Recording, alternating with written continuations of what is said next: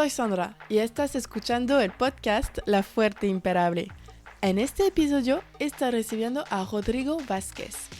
Rodrigo es uno de los fundadores de Becate Mobiliario Urbano para que nos sentemos bien en las calles. También Becate Bici Pública, la empresa que se encarga del diseño, de la implantación y de la operación del sistema de bicicletas pública MyBici en Guadalajara. Y por fin de la tienda de bicicleta en línea Outflow. Hoy hablamos de su trayectoria, las creaciones de sus empresas, a qué sirve el diseño urbano y el desarrollo del mundo de las bicicletas en las ciudades. Si te gusta el episodio y quieres apoyar, comparte el episodio en Instagram e identifica a Rodrigo y yo para que lo vemos y lo compartimos también. Espero que les guste esta conversación. Aquí vamos, c'est parti. Hola Ro, gracias por aceptar mi invitación y recibirme en tu oficina. ¿Te gustaría introducirte para nuestra audiencia que no te conoce? Mucho gusto, Sandra. Mi nombre es Rodrigo Vázquez. Soy originario de Guadalajara, parece ser que la segunda ciudad más grande del país. De profesión soy diseñador industrial, pero mi oficio ha sido el emprender proyectos de empresas y de generar proyectos que sean sustentables económicamente hablando y generar proyectos que incidan en la vida de la ciudad, en la vida pública. Siempre me gusta preguntar sobre la vida de la persona, su historia, porque me permite de entender sus acciones y su manera de pensar. Entonces, me quería saber en qué tipo de entorno creciste y cómo fue tu infancia en general. Pues mi familia también es de Guadalajara. Me tocó vivir una gran infancia fantástica de jugar en la calle. La familia pasábamos los fines de semana mucho en una ciudad pequeña que se llama Chapala, que tiene un lago.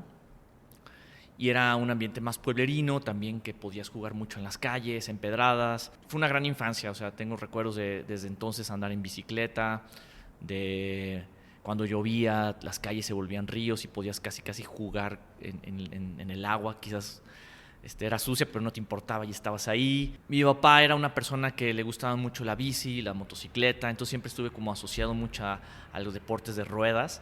Y en general, pues fue una gran infancia la que me dieron en la familia. ¿Y qué tipo de niño era? ¿Cómo te gusta, muy extrovertido, deportista o muy tímido, callado? Era tímido. Ajá. O sea, tengo muy presente que era una persona tímida. Me era muy difícil encajar con los grupos o con las actividades, porque hace muchos años, pues bueno, las actividades preponderantes en los niños era o jugar fútbol o básquetbol y ya, ¿no? No había otras disciplinas o oferta de otras actividades donde pudieras destacar, ¿no? Entonces, me era muy difícil convivir, pero siempre encontré algún par de amigos con los que pasaba buen momento. Ok. Y entonces estudiaste la secundaria y la preparatoria. Ajá. ¿Y qué estudiaste después en la universidad? Estudié diseño industrial. Ok. Para mí fue todo un reto porque desde preescolar hasta último año de preparatoria, bueno, hasta todo preparatoria, estuve en un mismo colegio, en una misma escuela jesuita. Entonces siempre estuve como con el mismo grupo de gente y después de eso tuve la oportunidad de irme a lavar platos de aventura a Canadá. Y cuando regresé, pues mi idea era entrar como a la universidad que correspondía a ese grupo de amigos con los que yo estaba desde antes, ¿no? Pero pues era una escuela mucho más cara, o era cara y no podía pagarla. Y ahí fue cuando consideré entrar a la universidad pública, la UDG. Okay. Y para mí fue uno de los mejores momentos de mi vida cuando me aceptaron, porque pude acceder a la educación pública y fue fantástica mi experiencia en la UDG en diseño industrial. ¿Y por qué te gustaba de estudiar la UDG? ¿Por qué fue una buena universidad pública? ¿Y por qué la recomendaría a alguien? Porque es pública y las públicas a veces, y no es la realidad, tienes una mala reputación, imagen, sí, en contra de las privadas que tienes que pagar un chingón y a veces es solo para contactos, no es para aprender algo diferente. Sí, creo para mí fue un descubrimiento, porque era más una idea, ¿no? La realidad es de que me di cuenta con el tiempo que eran los mismos maestros que daban clases en las escuelas privadas. Y otra cosa que me gustó mucho era pues que me sacaba del contexto, estaba en otra zona de la ciudad, el Quad, así se llama el centro universitario donde está diseño, es en Huentitán. Entonces fue para mí un gran descubrimiento y enriqueció mi vida pública, mi socialización. Y sí es cierto que en los colegios o en ciertos perfiles te generan relaciones públicas, pero ya las había hecho. O sea, hoy actualmente conservo muchas relaciones que tuve de la preparatoria, ¿no? Pero la universidad también me generó otros contactos muy valiosos e interesantes que a la fecha sigo sacando provecho, ¿no? Ok, súper. ¿Cómo nació tu interés para estudiar diseño y una otra cosa? Fue muy peculiar porque cuando regresé de Canadá realmente buscaba ser muy práctico en lo que las herramientas académicas que necesitaba para sobrevivir, ¿no? Sí. Entonces, en ese tiempo me dedicaba a la jardinería, era jardinero. Entonces, lo más práctico que se me hizo fue aprender administración de empresas. Sí. Entonces, arranqué en el ITESO estudiando el primer semestre con el dinero que había ahorrado de lavar platos. Ah, de Canadá. Ajá. Okay. Y ese dinero se me fue ahí, se esfumó. Y después, ya que no tuve más dinero, me puse como a reflexionar qué realmente me gustaba. Y me di cuenta que me gustaba mucho la arquitectura o pues la parte creativa, pero me daba mucho miedo la escala. Como que no comprendía cómo yo podía generar cosas tan grandes o... No lo concebía. Y después, todavía no recuerdo cuál fue el hecho que me llamó la atención el diseño industrial.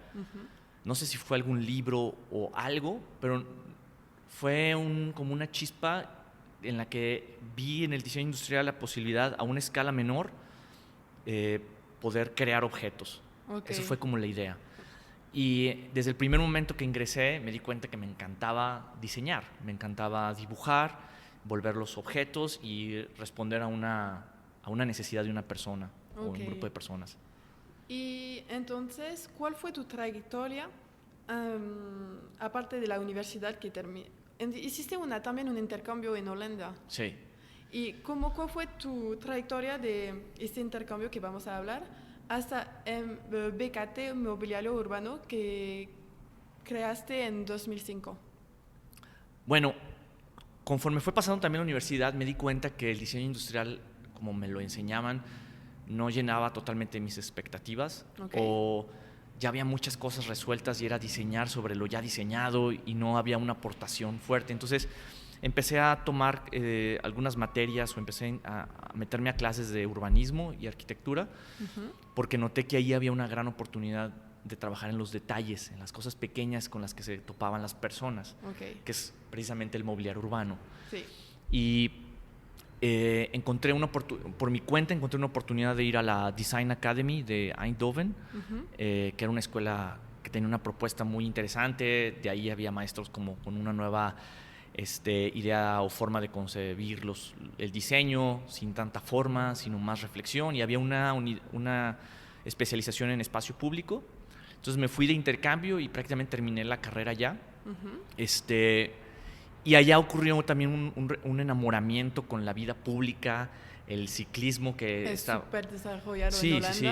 O sea, como que me acordé de mi infancia prácticamente. Okay. Y como dije, cómo una ciudad o un país pudo continuar ofreciendo lo que a un niño le hubiera gustado, que era poder caminar en pueblos, ciudades, en todos lados, ¿no?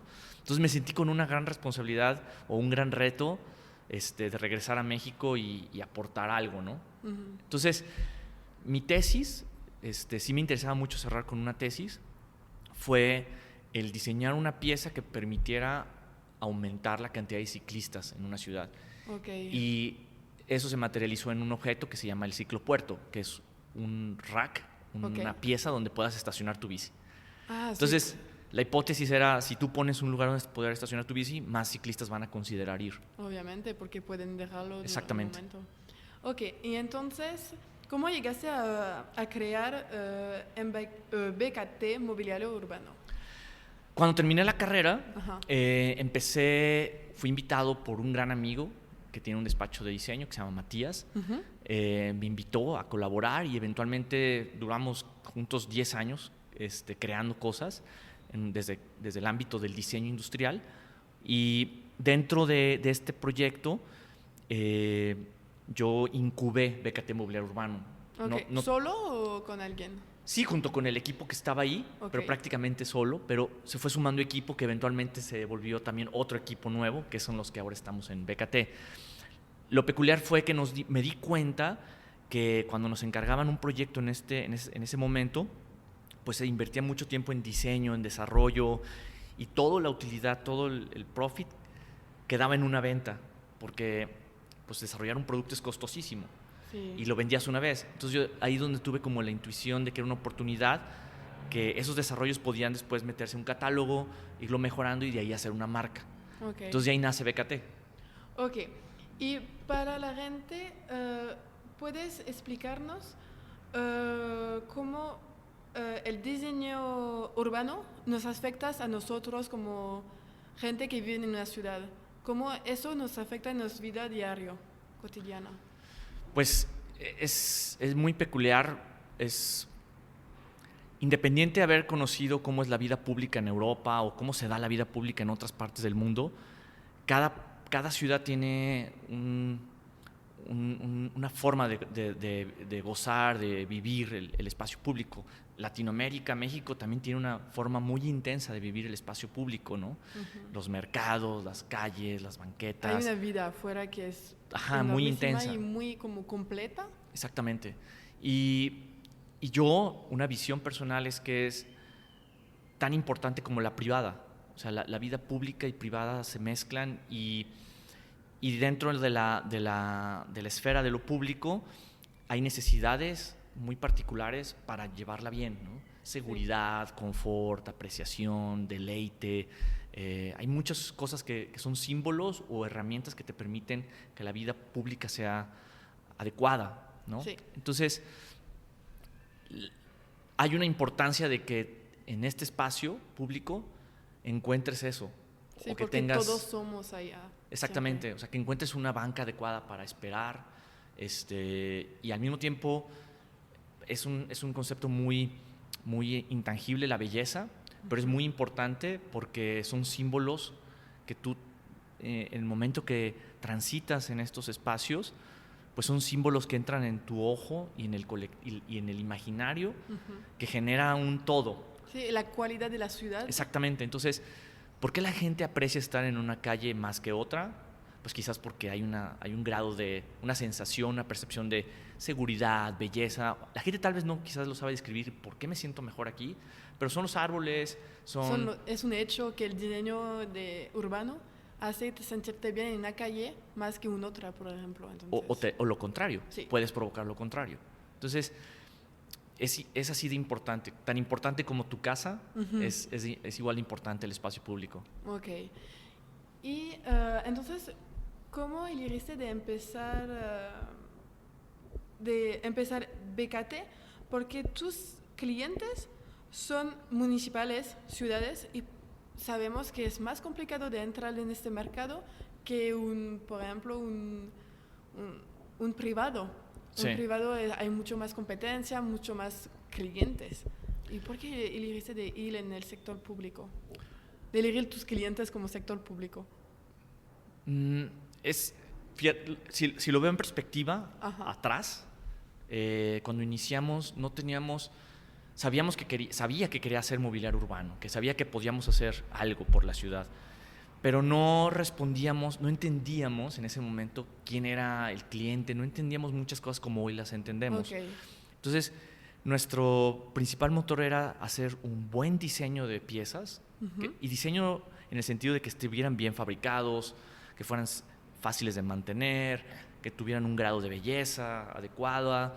Entonces, eso originó que costara una cierta cantidad de pesos la pieza, y tuvimos que convencer en ese momento a que se orientaran los recursos a invertir en este tipo de mobiliario en la ciudad, cuando antes ponían botes de 200 litros, sí. O eran las bancas más baratas que pudieras entregarle al espacio público para cumplir, ¿no?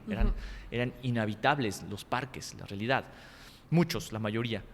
Entonces, hoy como entendiendo cómo empezamos y hoy cómo estamos, hoy ya hay una aceptación y una necesidad identificada. La gente sabe que debe haber en un parque debe haber bancas, debe haber basureros, debe estacionarte la bici, debes de tener un lugar digno donde esperar el autobús. Y sí, hoy sigue siendo y seguirá siendo nuestro reto trabajar primero con el que diseña la ciudad, con el que proyecta, el paisajista, el urbanista, el arquitecto, convencerlo de que tenemos un producto bueno. Y después el gobierno eso lo tiene que ejecutar con recursos públicos y después entregarlo en un espacio público que lo pueden usar una comunidad, una población. Entonces nosotros tenemos que pensar en todo este espectro complejo de necesidades y de atención a cada parte, ¿no? Sí, y entonces yo vi que en 2021 participaron y ganaron varios premios en concursos de diseño internacional, como el If Design, el A Design en Italia, el Good Design en Estados Unidos, en Chicago. ¿Cuáles son los impactos por tu empresa de participar a este tipo de concursos? Bueno, nunca habíamos entrado a un concurso. Nos parecía que era a veces una cuestión más de ego, que no da. Al final nuestro mayor premio es ver una banca en uso, o un basurero en uso, o un estacionamiento de bicis, un ciclopuerto en uso. Pero también era muy importante para nuestro equipo de diseño y desarrollo pasar por un proceso de participación de este tipo de concursos internacionales, donde no solamente premian los 3 premios que mencionaste, cada uno premia un tipo de valor, ¿no? Algunos son más el impacto visual, otro más completo el producto desde su concepción, su fabricación y su impacto visual. Y para la empresa fue muy, muy grato o muy emocionante saber que podíamos estar en uno de esos premios o obtener un premio de ese tipo. Entonces fue muy motivante. Para la empresa también fue como posicionarnos en una escena internacional. También fue algo retador en donde podemos colocar nuestro producto en otros países, ¿no? O sea, ya un producto premiado por uno de estos tipos premios te permite que tenga un reconocimiento en un país distinto, ¿no? Entonces, pues eso también nos empuja a saber que nuestros productos pudiéramos venderlos en otros países. Y eso es también muy emocionante para todo el equipo. Sí, de reconocimiento que ustedes hacen un trabajo chido, no, en México, que es de cosas de México y al internacional, y que a la gente le gustan las cosas que están haciendo aquí, sí. La calidad de trabajo. Y yo te conocí como Becate Bici Pública, que conocemos más como MyBici. Y antes de hablar contigo, yo pensaba que MyBici fue una iniciativa del gobierno y es que el gobierno que lo manejaba internamente. Pero cuando te conocí me explicaste cómo funcionaba y que es el gobierno que te contratan ahorita. ¿Y puedes explicar un poco el proceso de la creación? Porque para mí es muy importante, porque me lo contaste antes y pienso que es importante que la gente lo conoce también para entender cómo funciona ahorita. Bueno, es también una gran historia, es un proyecto muy, muy bello porque en esta etapa de cuando nace BKT Mobiliario Urbano, una de las áreas que más nos gustaba o de los temas que más nos llamaba la atención y gustaba y apasionaba trabajar era la movilidad activa, el ciclismo urbano, porque éramos ciclistas. Y en el equipo había gente que también andaba en bici y nos gustaba mucho saber que podíamos aportar ahí. Y eventualmente notamos que era una gran oportunidad y estaba creciendo mucho la necesidad de estacionamientos de bicis. Y fue solamente un chispazo de decir, imaginemos que en Guadalajara ocurriera lo mismo que París, que existiera la tecnología, pero desde ese momento, en ese momento de la historia, pues nuestro alcance era muy básico y podíamos lograr poner más estacionamientos con otros establecimientos como cafés, hoteles, restaurantes. Y la idea fue, pues vamos haciendo un sistema de préstamo de bicis, ¿no? Sin saber lo que implicaba. Entonces, compramos unas bicis así de forma... ¿Cuántos, por ejemplo? Eran 100 bicicletas las que compramos. No es mucho como... Si en comparamos ahorita, sí. es mucho como es para una persona, pero para Sí, para una ciudad ciudad no es nada. Ajá. Pero en ese momento 100 bicis para nosotros era un dineral Pues, y era un riesgo porque no sabíamos ni qué hacer con ellas.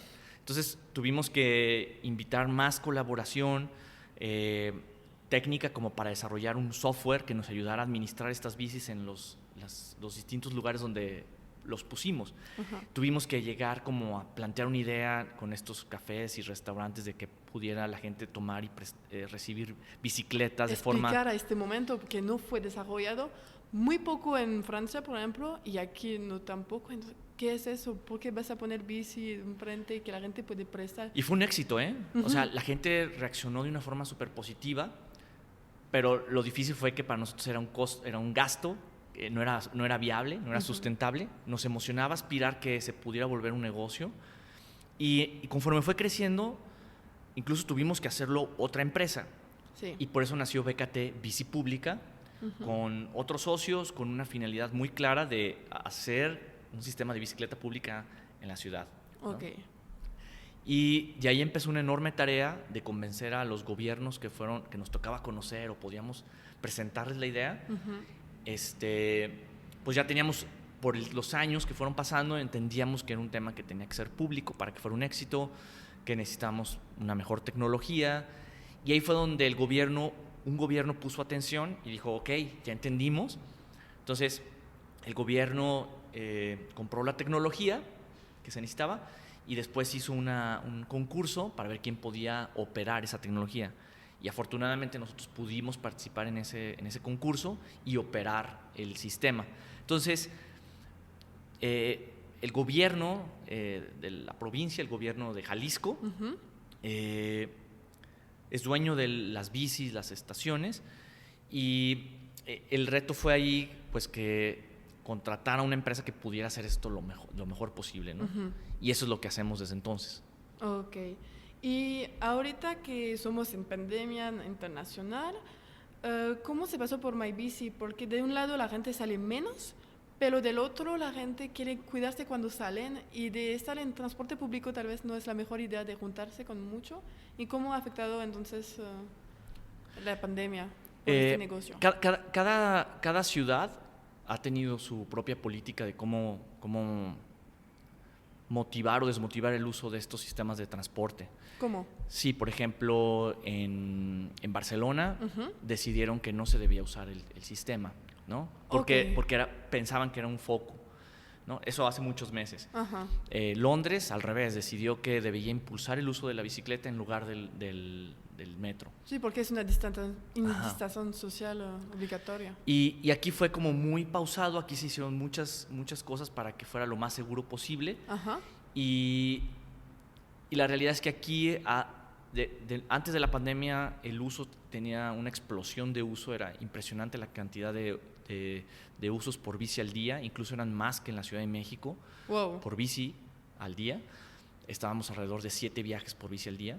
Es enorme. Y cuando viene la pandemia, pues obviamente se baja y también se modifican muchos hábitos de los habitantes.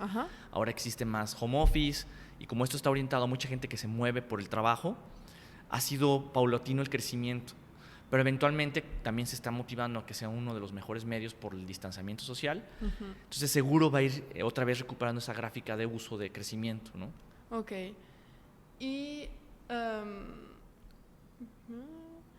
¿cuáles fueron los retos los más importantes que tenías que superar durante estos años con MyBici? Porque es mucho trabajo, hay como en toda la ciudad, como en gran parte de la ciudad, hay un mantenimiento enorme, la gente roban, es como chiquitos problemas. ¿Y cómo manejas eso? ¿Y cuáles fueron los retos con MyBici? Bueno, en primer lugar es un equipo talentoso de colaboradores, es gigante la organización. El equipo de BKT Bici Pública cuenta con un área de mecánica, un área de logística, un área de atención al cliente, un área administrativa, de balanceo, en fin, es un equipo gigante de más de 170 de colaboradores. Entonces, todo este equipo dedica 24/7 para que sea un excelente servicio público, ¿no? Okay. Entonces, cada área, por su enorme talento, es capaz de de llevar esto. Obviamente se han profesionalizado muchísimas cosas, se ha desarrollado conocimiento, se ha desarrollado software nuevo, se trabaja muy de la mano con el proveedor de tecnología, que es una empresa canadiense de Montreal. Okay. Se trabaja muy de la mano con el cliente, que es el gobierno, sus necesidades, sus retos. Se miden mucho la percepción de los ciudadanos para reaccionar.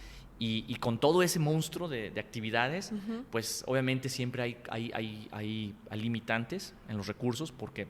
Más grande es, más limitante sí, es. y conforme más exitoso lo haces, más demanda hay, ¿no? Sí. Y pues los recursos tienen un límite, entonces hay veces que en horas pico no puedes satisfacer la demanda de viajes por la naturaleza de cualquier sistema de transporte. Sí. Pero ese es uno de los retos que hay, ¿no? Y obviamente soy parte de soy un engrane en toda una gran maquinaria que hace posible que todo esto funcione, ¿no? Y por ejemplo, de los últimos años, ¿cuál fue el reto que tenías que pasar y con tu equipo que fue más complicado de superar? Pues ha habido muchos retos. Hay veces que son retos internos, el tener una organización. Digo, me toca estar dirigiendo mobiliario urbano y formar parte de otros proyectos. Y el tema del recurso humano de los colaboradores es un gran reto, porque buscas lo mejor para ellos y a veces no pareciera que lo haces. Y pues mediar las situaciones, lograr condiciones de trabajo adecuadas, marcar un rumbo y tratar de alcanzar el rumbo o los objetivos. Que el gobierno te pone a... Sí, y propios, ¿no? La propia empresa tiene un objetivo de entregar un gran servicio o un gran producto, y esos retos pues son difíciles, ¿no? Pero es lo que nos alienta. Y también el trabajar con gobiernos es complejo porque hay muchas cabezas y quisieras tú poder explicar muchas cosas y a veces no puedes explicar muchas cosas y eso es un gran reto, ¿no? Trabajar con gobiernos. Uy, sí, porque es una identidad, no es una persona. Ajá, no es con alguien con el que puedas ser franco, rápido, resolver un tema, sino que son muchos actores involucrados, hay intereses diversos y tienes que tienes que seguir procesos y cumplir con cosas que a veces no lo harías de una forma en lo privado más rápido. Y yo vi que desde 2016 eres parte de un proyecto que se llama Outflow, que es una empresa. ¿Cómo llegaste a crear una tercera empresa? ¿Y de qué trata? También es un proyecto en el que colaboro. También es en el mismo sentido de colaborar con otros talentos. Y deriva de reorientar esfuerzos de gente en la empresa que estaba colaborando en algo y tiene un perfil distinto. Y empiezas a hacer un poco como la alquimia de que quizás esta persona con esta idea que tengo podría sumarse y desarrollar un nuevo proyecto. Este amigo que tiene una visión sobre el ciclismo padrísima, quizás podría sumarse. Entonces como que empecé a mezclar cosas y sumar ideas ahí, y lo que surgió ahí fue pues un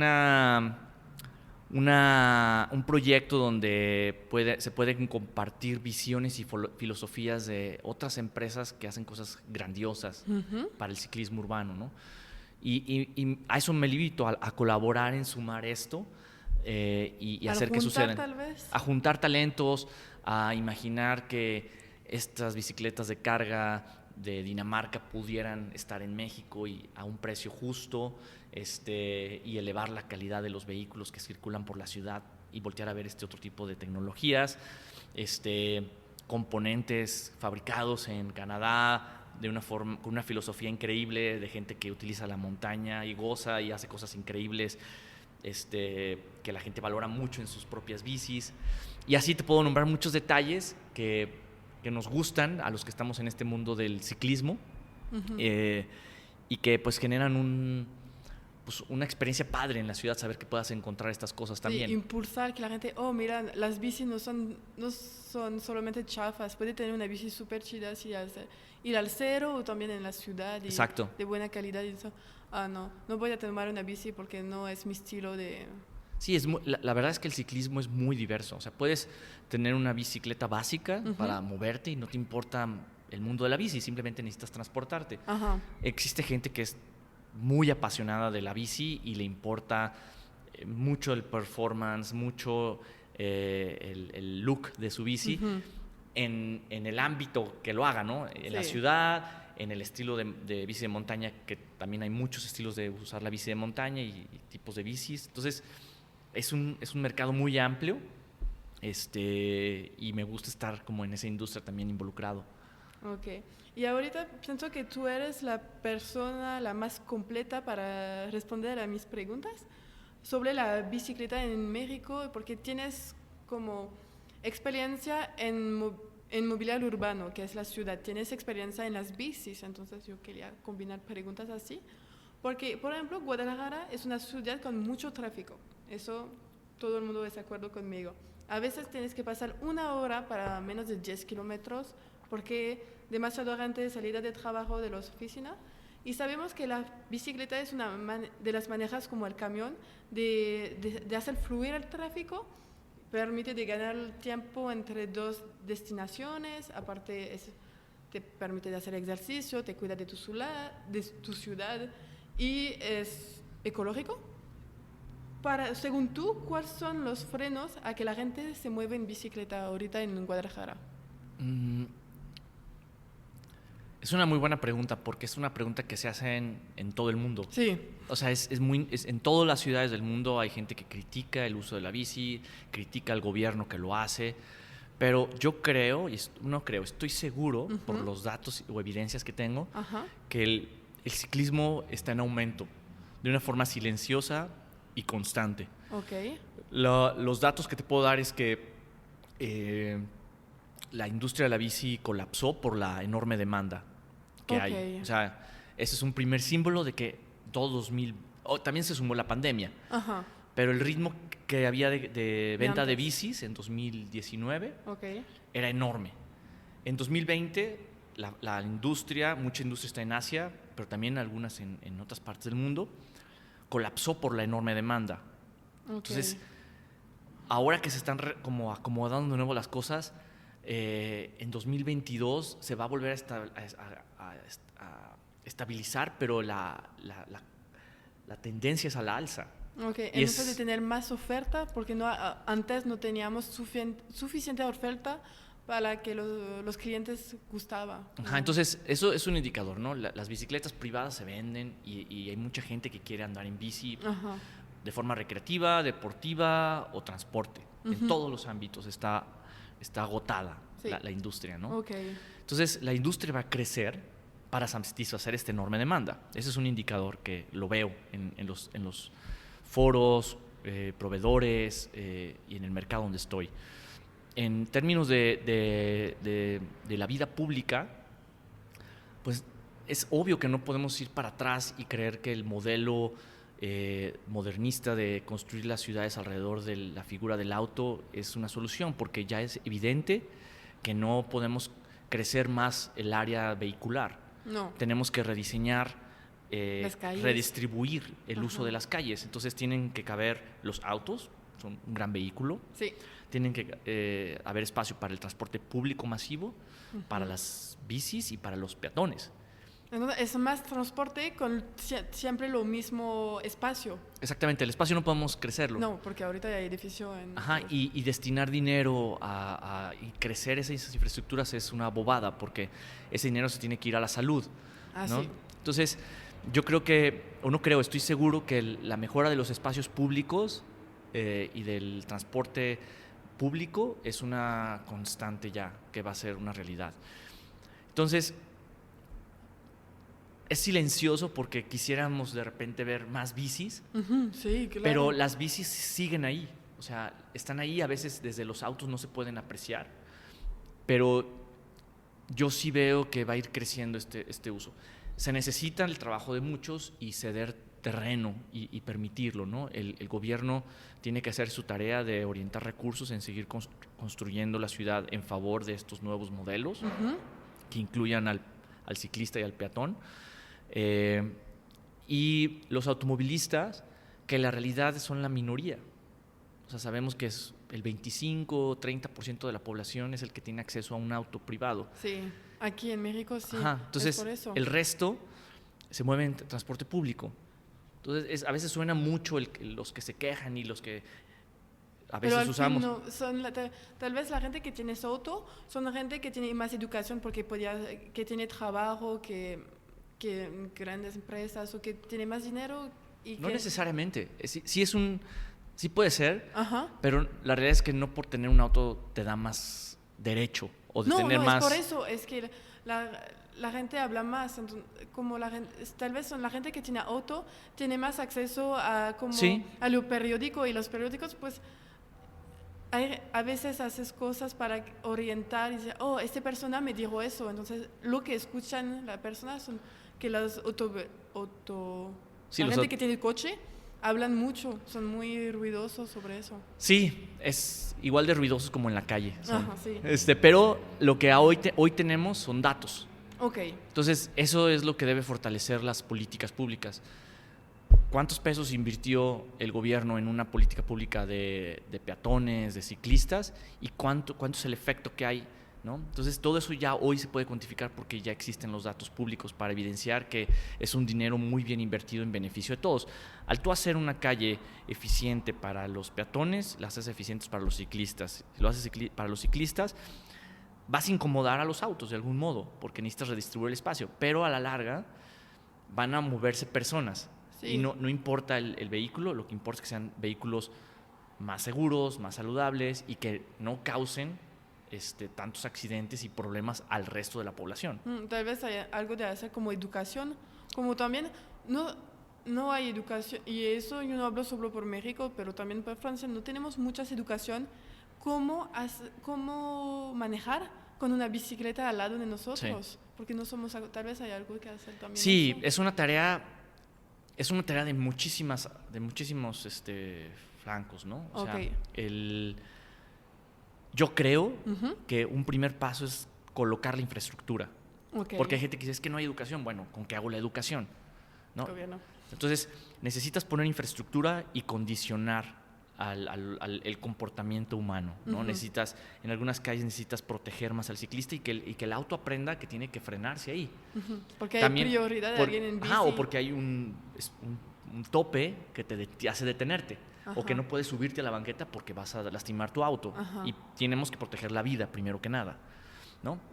También debemos de mantener campañas de comunicación, se debe de quizás de meter un programa de educación desde primaria, secundaria, en la escuela. Sí. No te deberían dar la licencia de manejo si no eres capaz de entender estas cosas básicas. Entonces hay muchas tareas, ¿no? Tal vez chiquitas cosas de hacer a la y escuela constantes. Y cuando pasa tu licencia para conducir, que puedes cambiar el chip de la persona. Claro. Y yo puedo entender que la gente, pues antes no hay bici, no se educaron a hacer eso y que ahorita tenemos que aprender a cambiar porque un hecho de antes no es el mismo hecho que ahorita. Se me viene un ejemplo, el uso del cinturón de seguridad. Ajá. Antes los cinturones de seguridad eran muy incómodos de ponerse. Sí. Y luego ya los mejoraron la tecnología y en México hicieron obligatorio el uso. Y la gente se quejaba porque les ponían el cinturón de seguridad y la policía te podía poner una multa si no tenías un cinturón de seguridad. Hoy, ya que pasó el tiempo, muchísima gente usa el cinturón de seguridad y ya se volvió un hábito. Entonces, poniendo ese contexto ahora aquí, en la zona de donde estamos aquí, en esta zona de Chapultepec, la Colonia Americana, Santa Tere, hay tantos ciclistas ya que ya hay una condición, ya hay un hábito de convivencia que empieza a hacerse normal. Es tiempo. Y es pararse, ya te paras antes de la zona peatonal, ya no la pisan los señalamientos. Entonces, estamos hablando de transformación de hábitos. Entonces, toma tiempo. Toma tiempo y necesitas tener una infraestructura para hacerlo, necesitas tener un gobierno haciendo cosas por ello. Ok. He escuchado que Guadalajara estás construyendo ahorita 80 kilómetros de vías exclusivas para los ciclistas en todo el periférico. ¿Tienen un plan de expandir MyBici en esta zona? No sé, yo no tengo detalles de esa información, pero lo que sí sé es que el programa de Mi Bici funciona a manera de red y en bloques, bueno, en zonas de ciudad. Sí, yo No vi funciona en la como... mapa podemos ver Exactamente. que es Provis, Chapultepec, ahí al medio, Ajá, no es como una línea, no puede funcionar una línea. Pero esa es la lógica. Finalmente, si existe el peribús, el peribús te va a poder llevar a una avenida que tiene un tren ligero u otro sistema troncal, y esa te va a acercar al centro donde está mi bici. Okay. ¿No? Entonces, lo que necesitas es que haya conectividad en distintos tipos de transporte. Okay. Alguien puede elegir, tiene la libertad de irse del centro de Guadalajara al centro de Zapopan, hay una ciclovía, y lo puede hacer en bici. Sí. Le va a tomar 30 minutos llegar, pero si lo hiciera en el tren, le va a tomar 15 o 10. Okay. Entonces, la ciudad cada vez te está ofreciendo más conectividad, más intermodalidad, y se hace muy bueno el hecho del proyecto del Peribús porque va a darle un sentido a esa vialidad. Okay. Lo que sí sé es que en cada estación vas a tener facilidades ciclistas. Entonces, los que vienen de más lejos o del entorno inmediato van a poder dejar su propio vehículo de bici ahí y después tomar el bus en la dirección que necesiten hacia los sitios de trabajo donde va a poder contar con una bici pública. Entonces, esa visión de ciudad donde te puedas elegir distintos medios de transporte, pues es la visión ideal. Y que siempre son públicos para que no tenemos que gastar mucho, es el objetivo. Claro, o sea, si no estoy muy enterado de cómo vaya a suceder esto, pero pues las tarifas son más unas tarifas ideales para poder desplazarte en toda la ciudad de una forma más económica. Ok. ¿Y cuáles son las fortalezas y debilidades de Guadalajara y México en general para adoptar una estrategia de transporte sostenible? Sobre tu opinión. En mi área, nuestra fortaleza es que tenemos la evidencia. Sabemos que lo que hacemos impacta en la vida de las personas, sabemos y tenemos evidencia de ello. Sí, lo hemos estado haciendo y lo vamos a seguir haciendo. Junto con amigos, colaboradores, y todos vamos a seguir haciendo. Eso es nuestra gran fortaleza. El diseño también es una fortaleza porque la creatividad te permite imaginar escenarios nuevos, inventar cosas nuevas, y eso es un gran motor para nosotros, ¿no? Las debilidades es un reto, la debilidad es que tenemos que convencer, tenemos que seguir convenciendo y manteniendo esa idea de que es correcto hacerlo. También uno de nuestros principales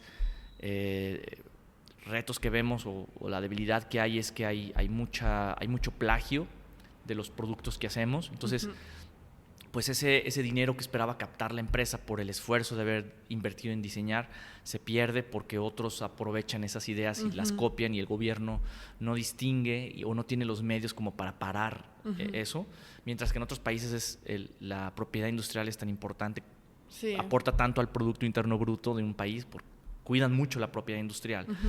Entonces, esa es una debilidad de nuestro mercado, de nuestro reto. Parece que es eso, pero lo hemos podido llevar con entusiasmo. Más. En 15 años hay un cambio enorme de la ciudad. Sí, cuando viajo, tengo oportunidad de ver otras ciudades de México, se nota la diferencia de Guadalajara. O sea, en Guadalajara tenemos muy buena calidad en espacios públicos, algunos no tanto, siempre hay retos que mejorar, como siempre, pero en lo general, comparado con otras ciudades, estamos muy bien, podemos estar mejor, y eso es pues motivante porque estamos en un contexto que así apuesta por este tipo de iniciativas. ¿Y piensas que en el futuro, realmente ya estoy hablando del futuro largo termo, Guadalajara puede devenir una ciudad Green City? Es un reto enorme.